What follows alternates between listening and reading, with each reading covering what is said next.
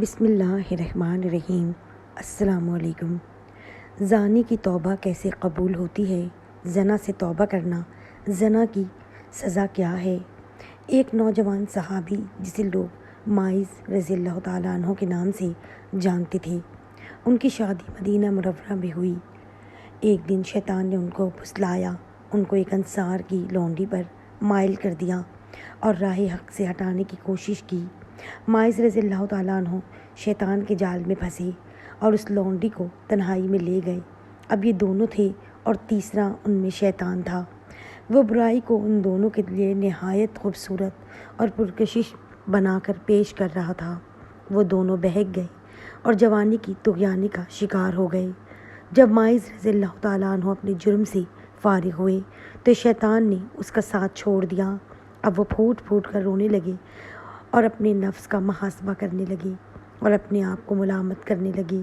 گناہ کی آگ ان کے دل کو جلانے لگی۔ وہ بے قرار ہو کر روحانی طبیب صلی اللہ علیہ وسلم کی خدمت میں آئے اور آپ صلی اللہ علیہ وآلہ وسلم کے سامنے کھڑے ہو گئے۔ احساس گناہ اسے تڑپانے لگا، کہنے لگے، اے اللہ کے رسول، مجھ سے ایک گناہ ہو گیا ہے، یعنی زنا ہو گیا ہے، مجھے پاک کر دیجئے۔ نبی کریم نے ان کی طرف سے منہ پھیر لیا۔ وہ دوسری جانب آ گئے، بولے، اے اللہ کے رسول، میں شیطان کے جھانسے میں آ گیا، زنا کر بیٹھا، مجھے پاک کر دیجئے۔ نبی کریم صلی اللہ علیہ وسلم نے فرمایا، تجھ پر افسوس ہے، واپس چلا جا اور اللہ تعالیٰ سے اپنے گناہ کی معافی مانگ اور توبہ کر لے۔ وہ تھوڑی دیر بعد پھر آ گیا۔ گناہ کی آگ نے اس کا آرام چھین لیا، وہ صبر نہ کر سکا۔ نبی کریم نے اس کے بارے میں حکم دیا کہ اسے یہاں سے نکال دو۔ اسے نکال دیا گیا۔ وہ چوتھی مرتبہ پھر چلا آیا۔ نبی کریم نے لوگوں سے پوچھا، کیا دیوانہ ہے؟ لوگوں نے کہا، اللہ کے رسول، ہم تو اس میں ایسا کوئی مرض نہیں پاتے۔ آپ نے فرمایا، شاید اس نے شراب پی ہوئی ہے، اس لیے ایسی حرکتیں کر رہا ہے۔ ایک آدمی کھڑا ہوا، اس نے ماعز کا منہ سونگھا، اسے شراب کی کوئی بو محسوس نہیں ہوئی۔ نبی کریم صلی اللہ علیہ وسلم نے پوچھا، تجھے پتہ ہے زنا کسے کہتے ہیں؟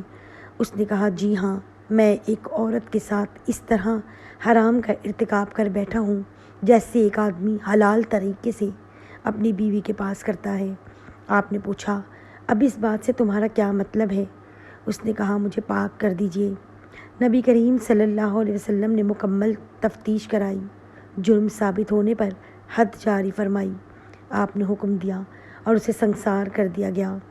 جب اس کی نماز جنازہ پڑھی گئی اور اسے دفن کر دیا گیا تو نبی کریم صلی اللہ علیہ وسلم دو آدمیوں کے پاس سے گزر رہے تھے۔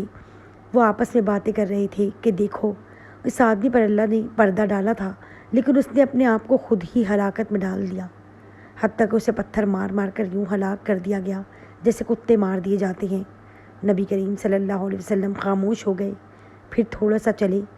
آگے ایک مردہ گدھا پڑا ہوا تھا، اسے دھوپ نے جلا دیا تھا اور وہ پھول گیا تھا۔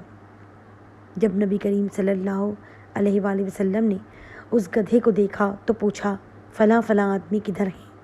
وہ دونوں بولے، اللہ کے رسول، ہم یہاں ہیں۔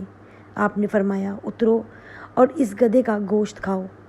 وہ حیران ہو کر بولے، اللہ کے نبی، بھلا اسے کون کھا سکتا ہے؟